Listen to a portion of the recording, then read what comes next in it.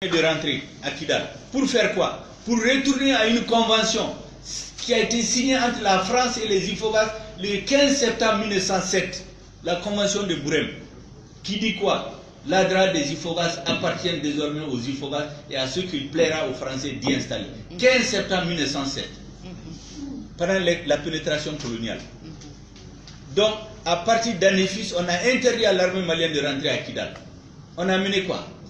Les Français, 4 000 personnes, dans le cadre de l'opération Serval, ils sont venus à Kidal, avec un budget d'1 milliard de francs CFA par jour. On a fait venir les Tchadiens, on a fait venir les autres forces de la CEDEAO, l'armée malienne, non. Amadou Koufa, on l'avait désigné imam de Konna. Les Yad l'avaient désigné imam de Konna. Après la chute de Konna, il est parti avec tous les talibés pelus. On les a encadrés, ils sont partis à Kidal. On a interdit à l'armée de rentrer à Kidal. Les gens se sont préparés pendant 2 ans. Pendant ce moment, qu'est-ce qu'on a fait? Les Menela qui n'étaient ni une force politique, ni une force morale, ni une force militaire. Ces dirigeants étaient exilés à Ouaga et à Nouakchott. On est allé les amener dans les fourgons de Serval pour les installer à Kidal. On est allé voir en Sardine, qui est de déclarée organisation terroriste internationale. On a demandé à certains membres d'Ansardine de quitter et former ce qu'ils appellent le MIA, le mouvement islamique de l'Azawad, qui s'est métamorphosé moins de quelques jours après en HCUA. On les a mis ensemble et dire au gouvernement malien, c'est avec eux qu'il faut négocier. Alors qu'on leur a demandé de venir nous aider à libérer notre pays. Ils coupent notre pays en deux, ils forment des interlocuteurs et on nous oblige à négocier avec eux. On dit qu'on fait l'interposition pour la paix. Il n'y a pas de paix. Vous vous interposez entre qui et qui? C'est ça l'origine de l'insécurité. Ils se sont préparés pendant 2 ans. Après, ils ont envoyé les talibés venir. Si vous vous rappelez 2015-2016, c'est les Pels qu'on tuait. C'est les marabouts Pels, c'est les imams Pels qui étaient tués, égorgés. Les premiers villages Pels qu'on a brûlés, ils se sont réfugiés au Burkina Faso. Tabital Poulakou et Guina Dogon sont allés les rencontrer au Burkina. Et ils ont dit tout leur malheur. Ils sont venus les expliquer au gouvernement ici en 2015-2016. Il n'y a rien eu. L'étape suivante, on brûle les greniers de Dogon, on les tue, on va se réfugier chez les peuples pour provoquer les conflits intercommunautaires. Qu'est-ce que notre gouvernement fait? Il sous-traite la sécurité. On arme les milices Peul, on arme les milices Dogon. C'est ça la vérité. Et aujourd'hui, on est en train de nous tromper, dire oui, les Peuls, vraiment, on était ensemble, mais c'est des histoires. Et maintenant, il y a la mauvaise gouvernance, que les séparatistes sont toujours avancés. Ça, c'est le seul argument qui est recevable. Mais la mauvaise gouvernance, ce n'est pas seulement les Maliens du Sud, c'est les Maliens du Nord. L'argent qui a été investi par milliards dans le Nord, où sont les puits, où sont les centres de santé, où sont les forages? Rien. C'est des ressortissants du Nord qui dirigeaient ces institutions. Donc, on a refusé de tenir le discours de la vérité. On a refusé de faire le bon diagnostic. On a pris les arguments des séparatistes et de leurs alliés pour essayer de construire la paix. Mais vous ne pouvez pas. Vous ne pouvez pas construire la paix comme ça. Il faut, c'est pourquoi j'ai dit qu'aujourd'hui, ce que le gouvernement doit faire, c'est d'abord tenir le discours de la vérité aux Maliens. Deuxièmement, il faut s'assumer. Il faut que les séparatistes abandonnent leur projet de partition du Mali. Parce qu'ils n'ont pas un autre pays. S'ils divisent le Mali, Dieu nous engage, ça va être comme le Soudan du Sud. Ils vont commencer à se tuer. Parce qu'en vérité, il y a une aristocratie au nord qui ne veut pas du jeu démocratique, qui veut continuer une minorité à s'imposer aux autres Touaregs.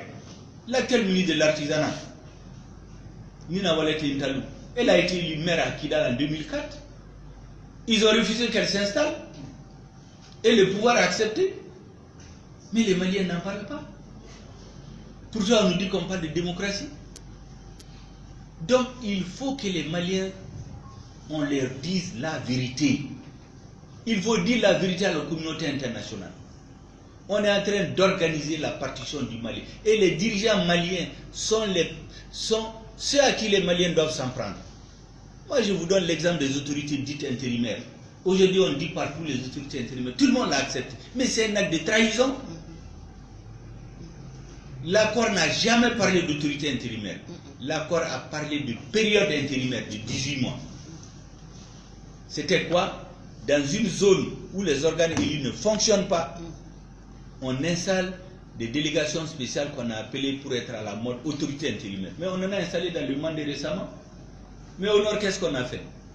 Un premier ministre, plus 2 ministres, ont trompé la confiance du président de la République en lui faisant croire que c'est la solution, parce que je suis sûr qu'il n'a pas lu le document. Ils sont allés le présenter au Conseil de sécurité, le faire valider là-bas le 16 avril 2016.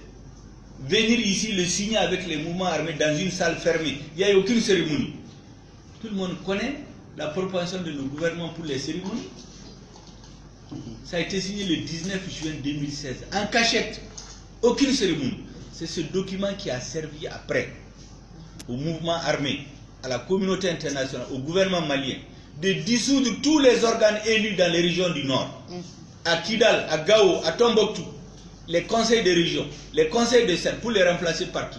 Par les gens que les mouvements armés nomment.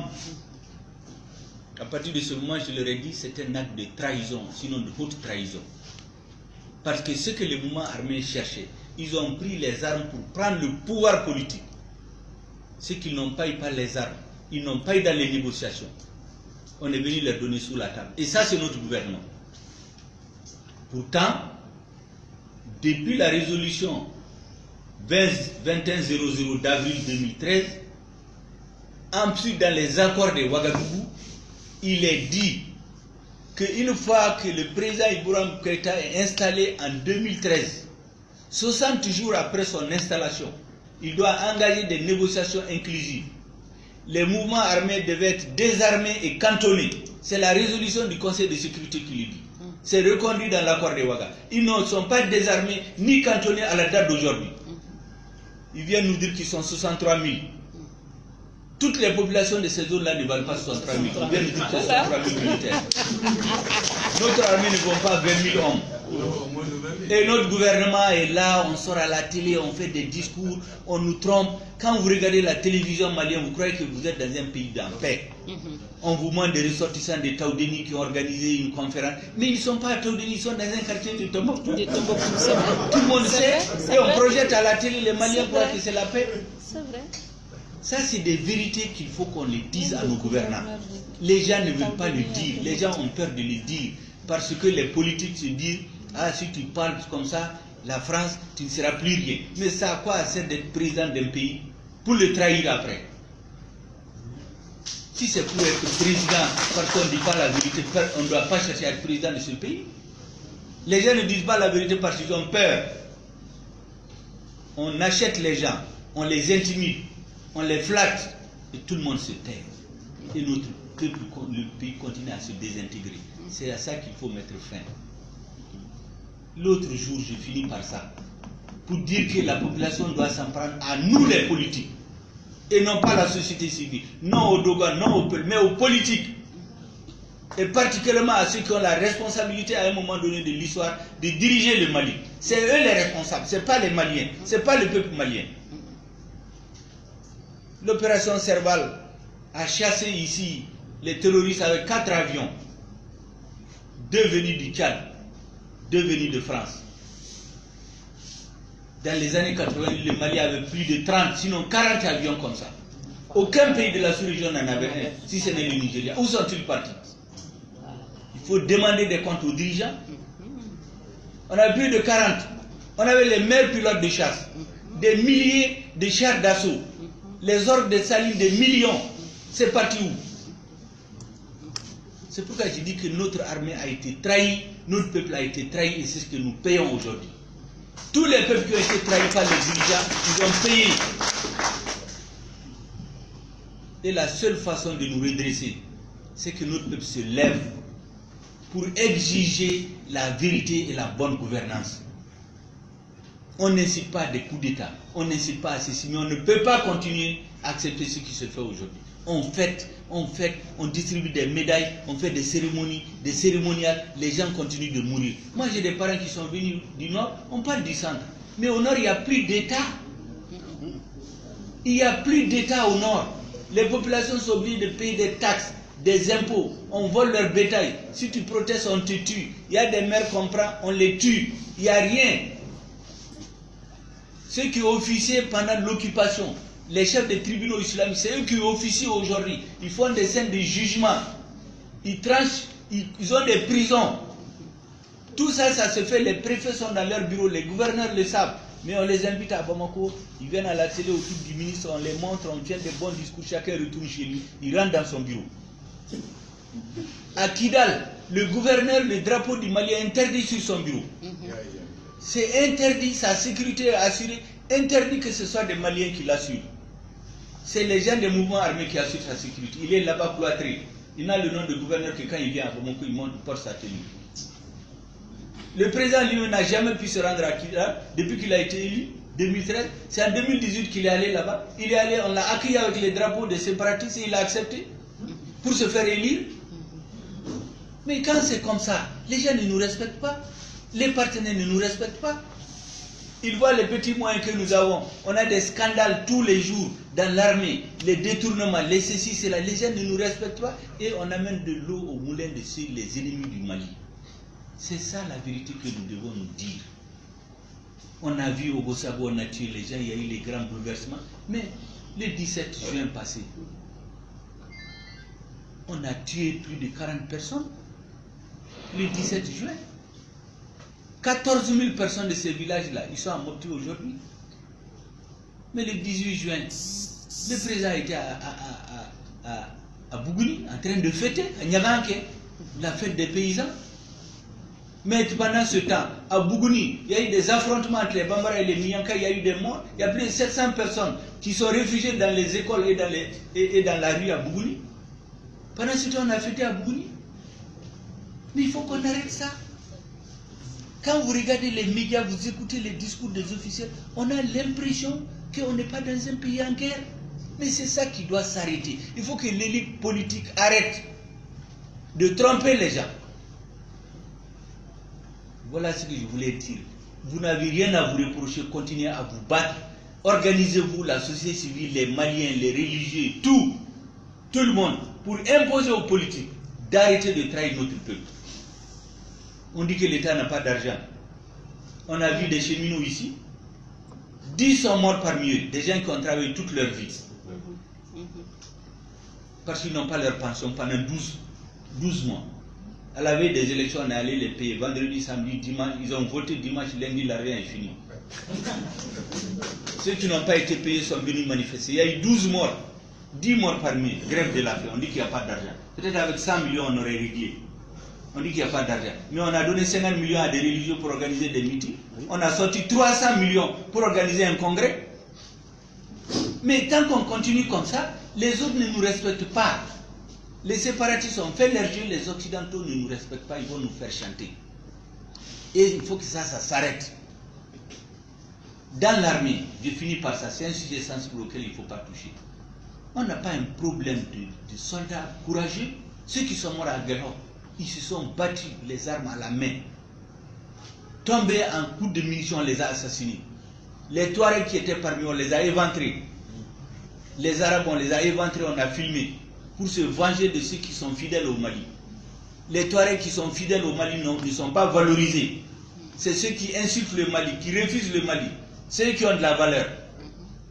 Ceux qui sont fidèles à la République ne sont pas valorisés. Ceux qui insultent le pays, qui divisent notre pays, ceux qui ont les audiences, c'est à eux qu'on donne des valises d'argent. Mais à ce rythme-là, on n'encourage pas les valeurs. On n'encourage pas les valeurs.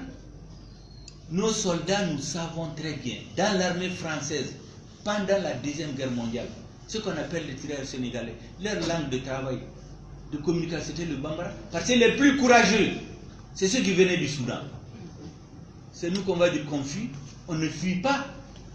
Quand vous envoyez un soldat au front, il doit avoir 1000 munitions, 1000 balles, on lui donne 100. Aux premières 10 minutes, les balles sont finies. Qu'est-ce qu'il fait? Il fuit, on le tue.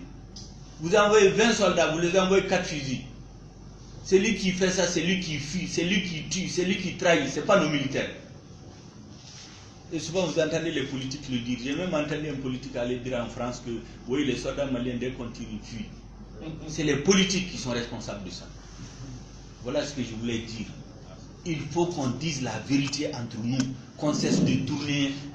Moussala, vraiment, président Yafo, on amène les gens, on parle de notre histoire, mais vraiment, c'est pas ça qui va résoudre nos problèmes. Il faut que nous aussi, les jeunes qui viendront après vous dans des centenaires, puissent parler de vous aussi.